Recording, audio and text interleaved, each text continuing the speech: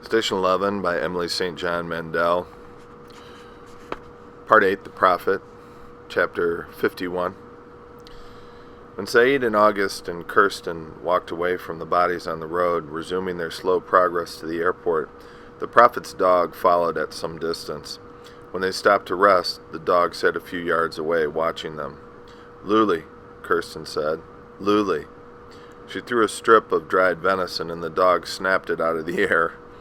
He came close and let her stroke his head. She ran her fingers through the thick fur at the base of his neck. When they set out again, the dog stayed close by her side. A half a mile farther, the road curved out of the trees, the terminal building massive in the near distance. It was a 2-story monolith of concrete and glass shimmering over an ocean of parking lot. Kirsten knew they were almost certainly being watched by now, and she saw no movement in the landscape. The dog whined and raised his nose in the air. "Do you smell that?" Saeed asked. "Someone's roasting a deer," August said. The road divided before them separate lanes for arrivals, departures, and parking. "Which way?" "Let's pretend there's a way to get off this continent." Saeed had a distant look about him. The last time he'd seen an airport had been 2 months before the collapse, when he'd returned home from visiting his family in Berlin and landed for the last time at Chicago O'Hare. "Let's go to departures." The departures lane rose to a second-story entrance, a line of glass and steel revolving doors, a municipal bus glinting in the sunlight.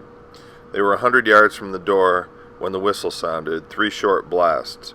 The 2 sentries stepped out from behind the bus, a woman and a man, their crossbows aimed at the ground.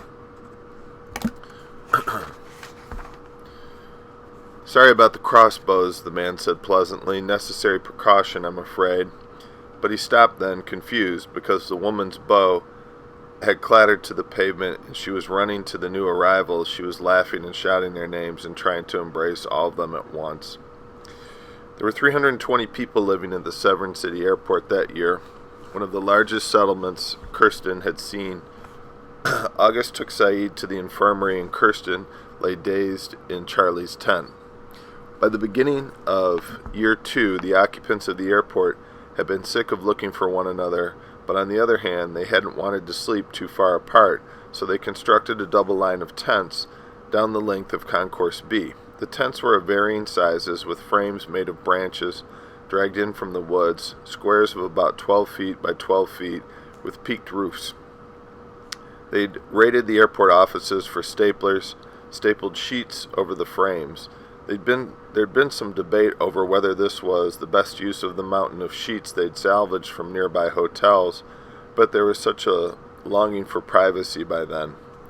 In Charlie and Jeremy's tent there was a bed, 2 plastic crates for clothes and diapers, their instruments. A watery light filtered through the cloth. Luli crowded in and lay by Kirsten's side. "I'm so sorry about Dieter," Charlie said. "August told me." "It doesn't seem real." Kirsten wanted to close her eyes, but she was afraid of what she'd dream if she slept. "Is there a tattooist here, Charlie?" Charlie brushed her fingertips over Kirsten's right wrist, the 2 black knives inked 2 years apart. "How many?" "1. An archer on the road." "There's a tattooist who lives in the Lufthansa jet. I'll introduce you tomorrow." Kirsten was watching an ant cross the roof of the tent on the outside, the shadow of its tiny body and the pinpoint impressions of its legs on the fabric. "I've been thinking about the nursery," she said. A few years ago, they'd been going through a massive country house near the mouth of the St. Clair River, Kirsten and Charlie and August, a place that had been picked over more than once, but not for years or maybe a decade, dust everywhere, and eventually August had said something about getting back to the symphony. Kirsten had gone upstairs in search of Charlie and found her in a room that had obviously been a nursery once, staring at a porcelain tea set sized for dolls. She didn't look up when Kirsten said her name. "We should go, Charlie," she'd said. "We're a mile or so from the road." But Charlie gave no sign of having heard her. "Come on," Kirsten had said. "We can take it with us." Gesturing to the tea set, which had been set up with improbable precision on a miniature table, Charlie still said nothing. She was staring at the tea set as if in a trance. August called their names from downstairs, and all at once Kirsten had the impression that someone was watching them from the corner of the room, but except for Kirsten and Charlie, the room was empty. Most of the furniture in the nursery was gone, nothing remaining except this little table set for dolls, and there, in the corner, a child-sized rocking chair. How could this table have remained set when the rest of the house was ransacked in disarray? Now that Kirsten looked, she realized there was no dust on the tea set. The only footprints in the dust were hers and Charlie's, and Charlie wasn't sitting close enough to the table to touch it. What small hand had placed the doll's teacups on the table? It was very easy to imagine that the rocking chair was moving, just slightly. Kirsten tried not to look at it. She wrapped the tiny plates and saucers in a pillowcase as quickly as possible while Charlie watched, still not speaking, and then Kirsten stuffed the bundle into Charlie's bag, took her hand, and led her downstairs, out to the overgrown lawn where Charlie blinked and came back to herself slowly in the late spring light.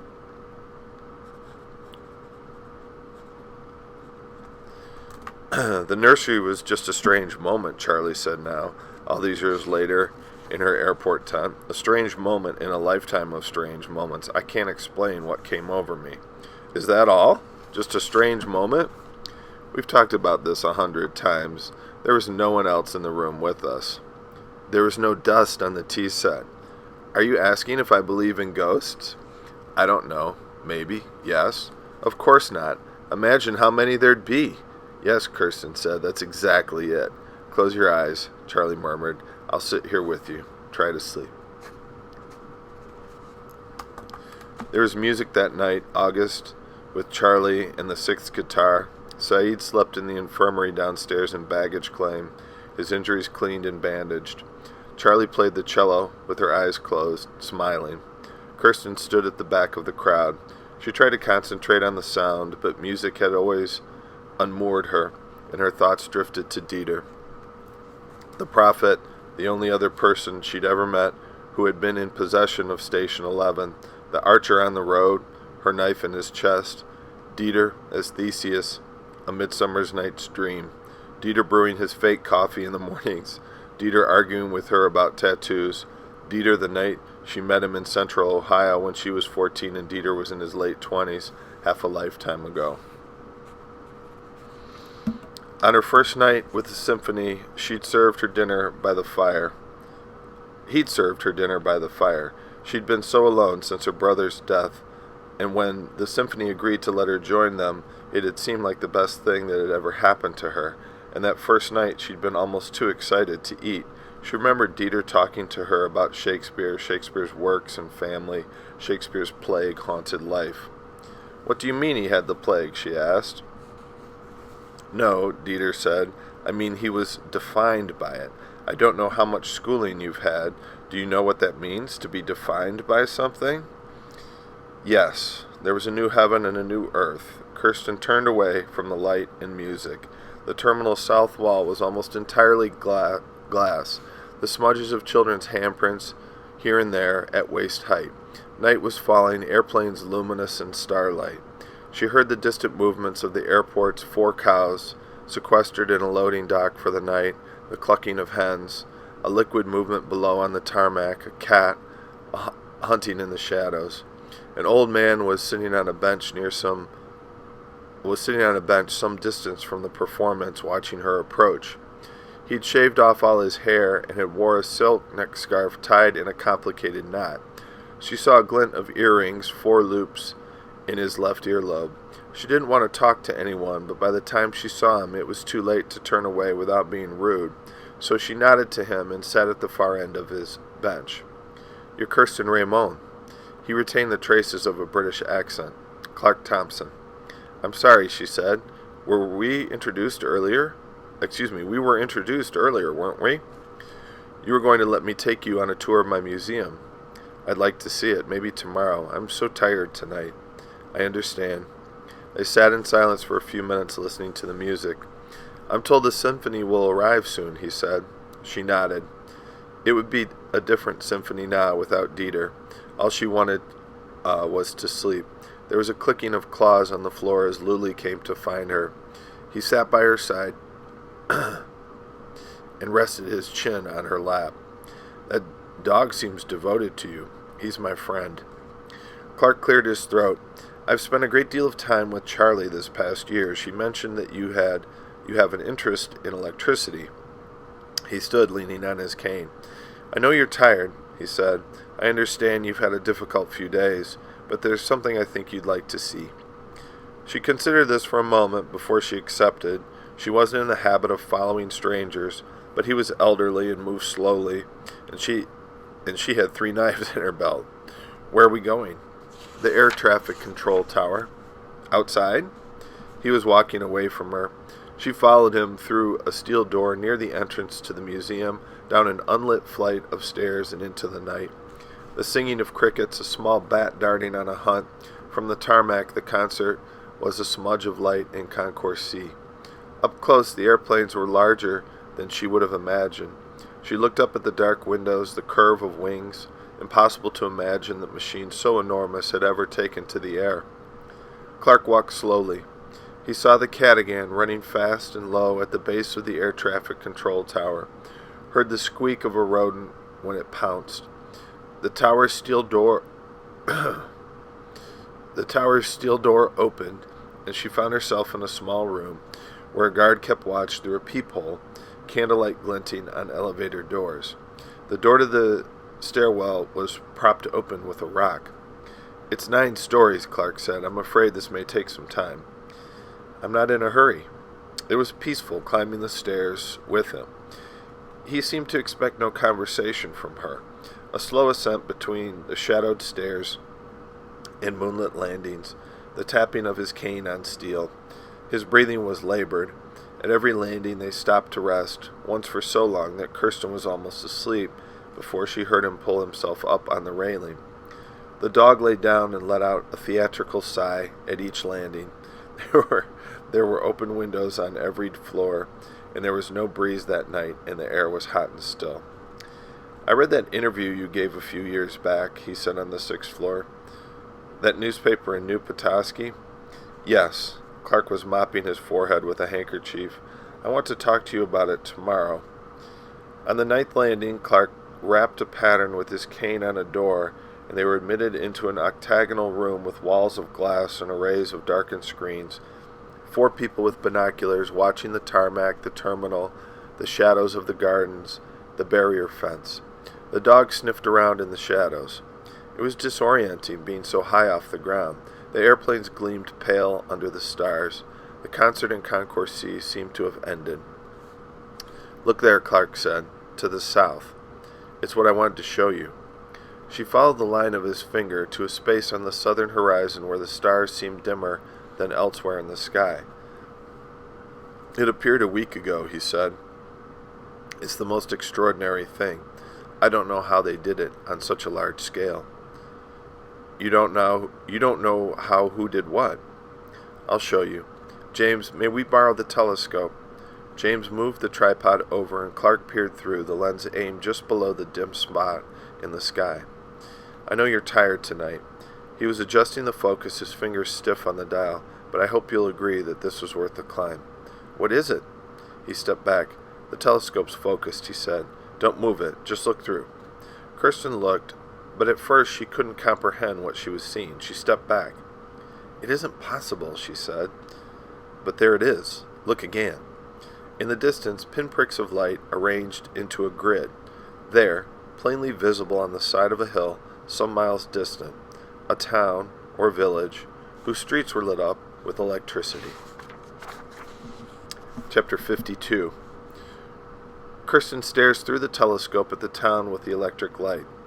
In the terminal building, Charlie and August sit by Saeed's bed in the baggage claim infirmary and tell him about the concert, and he smiles for the first time in a number of days. 1,000 miles to the south of the airport, Jeevan is baking bread in an outdoor oven. He rarely thinks about his old life anymore, although he has dreams sometimes about a stage, an actor fallen in the shimmering snow, and other dreams where he's pushing shopping carts through blizzards. His small son kneels by his feet, playing with a puppy, the boy born into the new world, his mother resting indoors with the baby. Frank, Jeevan says to his son, go see if your mother's hungry. He lifts the pan with the bread from the oven, which in a previous incarnation was an oil drum. His son runs indoors, the puppy close at his heels.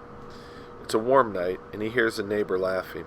A scent of gardenias carries on the breeze. In a moment he will go down to the river to retrieve the preserved meat cooling in an old coffee can in the water. He'll make sandwiches for his small family and offer some bread to their neighbors. But for now he lingers to watch the silhouettes of his wife and children behind the thin curtains of the room where they live. Darya leans down to lift the baby from the crib, stoops again to blow out the candle, and in that movement she vanishes, the silhouettes blinking out, and Frank runs ahead of her out into the grass. Come check the bread, he says, and little Frank kneels by the bread with a grave expression, pokes at it with one finger, leans in close to inhale the warmth. He seems better, Darya says. Frank had a fever the night before. She sang him soft lullabies while Jeevan pressed the cold compresses to his forehead. Back to normal, Jeevan says. How's that bread looking, Frank? I think it's too hot to eat. We'll let it sit for a moment. The boy turns to his parents, and for an instant in the twilight he looks like his namesake, like Jeevan's brother. He comes to them, the moment already past, and Jeevan lifts him into his arms to kiss the silk of his hair. Always these memories, barely submerged. Far to the north, in a place so distant that in this flightless world it might as well be another planet, the caravans of the traveling symphony are arriving at the Severn City airport.